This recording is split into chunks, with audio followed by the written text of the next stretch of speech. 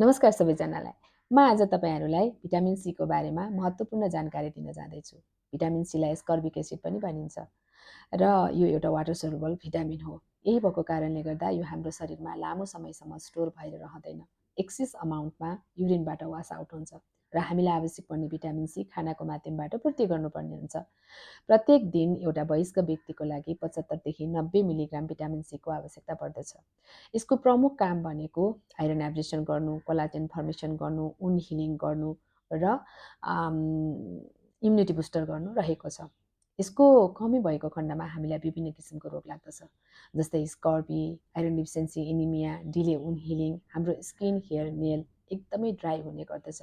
यसले हामीलाई विभिन्न किसिमको रोगबाट पनि बचाउँदछ, जस्तै क्यान्सर र हार्ट डिजिज जस्ता रोगहरूबाट पनि बचाउँछ। यसको प्रमुख सोर्स भनेको साइट्रस फ्रुट, अमिलो जातका फलफुलहरू, जस्तै गरेर अमला, कागती, सुन्तला, भोगटे, निबुवा र अम्बामा पनि प्रशस्त मात्रामा भिटामिन सी पाइन्छ। यी खानेकुराहरूलाई प्रत्येक दिन आफ्नो खानामा समावेश गर्नु अति आवश्यक छ।